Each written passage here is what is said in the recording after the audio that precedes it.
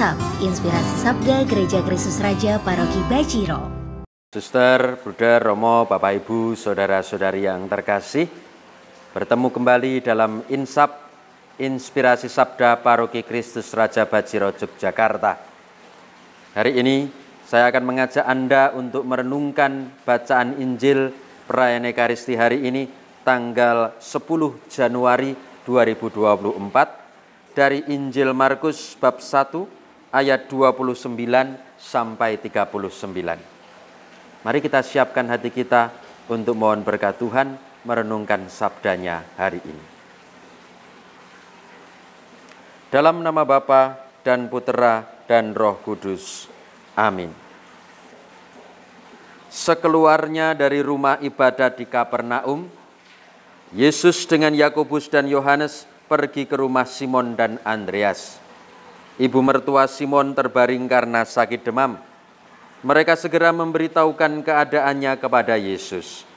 Yesus pergi ke tempat perempuan itu dan sambil memegang tangannya, Yesus membangunkan dia, lalu lenyaplah demamnya. Kemudian perempuan itu melayani mereka. Menjelang malam, sesudah matahari terbenam, dibawalah kepada Yesus semua orang yang menderita sakit dan yang kerasukan setan. Maka berkerumunlah seluruh penduduk kota itu di depan pintu. Ia menyembuhkan banyak orang yang menderita bermacam-macam penyakit dan mengusir banyak setan. Ia tidak memperbolehkan setan-setan itu berbicara sebab mereka mengenal Dia. Keesokan harinya, waktu hari masih gelap, Yesus bangun dan pergi keluar. Ia pergi ke tempat yang sunyi lalu berdoa di sana. Tetapi Simon dan kawan-kawannya menyusul Yesus. Waktu menemukan Yesus mereka berkata, "Semua orang mencari Engkau." Jawab Yesus, "Marilah kita pergi ke tempat lain, ke kota-kota yang berdekatan, supaya di sana juga aku memberitakan Injil, karena untuk itu aku telah datang." Lalu pergilah Yesus ke seluruh Galilea, memberitakan Injil dalam rumah-rumah ibadat mereka dan mengusir setan-setan. Demikianlah sabda Tuhan. Terpujilah Kristus. Bapak, Ibu, dan saudara-saudari yang terkasih, ada bagian dari Injil yang baru saja kita bacakan, kita dengarkan hari ini yang menarik bagi saya. Saya akan bacakan kembali untuk Anda. Waktu menemukan Yesus mereka berkata, "Semua orang mencari Engkau." Jawab Yesus, "Marilah kita pergi ke tempat lain, ke kota-kota berdekatan, supaya di sana juga aku memberitakan Injil, karena untuk itu aku telah datang." Bapak, Ibu, dan saudara-saudari, mengapa bagian ini mengesan bagi saya atau menarik untuk kita renungkan? Apakah artinya Yesus menolak orang-orang yang mau datang untuk disembuhkan? Itu kan konteksnya Yesus sudah menyembuhkan banyak orang, entah berpenyakit, entah kerasukan setan, lalu kemudian dia menyingkir untuk berdoa, lalu tiba-tiba Petrus datang untuk menemui Yesus, mengatakan, "Yesus, sudah banyak orang menunggu Engkau untuk disembuhkan." Tapi Yesus menjawab, "Marilah kita pergi ke tempat lain." Apakah artinya Yesus mengabaikan mereka yang membutuhkan pertolongan? Apakah artinya Yesus lalu kemudian meninggalkan, tidak mengasihi orang-orang yang membutuhkan bantuannya? Tentu bukan demikian. Bagi saya ada hal lain yang kemudian bisa kita renungkan, terutama alasan Yesus kenapa dia meninggalkan orang-orang yang tadi mau mohon berkat kesembuhan. Apa alasan Yesus? Ya, alasannya adalah supaya di sana juga, di tempat lain artinya, aku memberitakan Injil, karena untuk itu aku telah datang.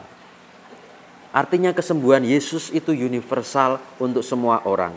Tidak hanya untuk tempat-tempat tertentu, tidak hanya untuk orang-orang yang kenal dekat dengan Yesus. Kalau kita melihat tadi kan konteksnya Yesus baru saja menyembuhkan mertua Petrus. Lalu kemudian di sekitar itu orang-orang pada datang berkerumun untuk menyembuhkan. Apakah Yesus mengabaikan? Tidak. Dia menyembuhkan banyak orang juga di situ, di dekat kediaman Petrus. Tetapi kemudian Yesus mau berpindah ke lain tempat supaya berkat-Nya Yesus tidak hanya dirasakan di satu tempat saja, tapi juga di tempat yang lain. Bapak, Ibu, dan saudara-saudari yang terkasih, di sini kita bisa belajar bersama bahwa berkat Tuhan, kabar gembira, Injil, itu harus dirasakan oleh semakin banyak orang, tidak hanya untuk kelompok-kelompok tertentu, tidak hanya untuk orang-orang tertentu, tidak hanya untuk tempat-tempat tertentu, tetapi dimanapun, dalam situasi apapun, dan bagi siapapun. Memang mungkin enak ketika Yesus tinggal hanya di tempatnya Petrus.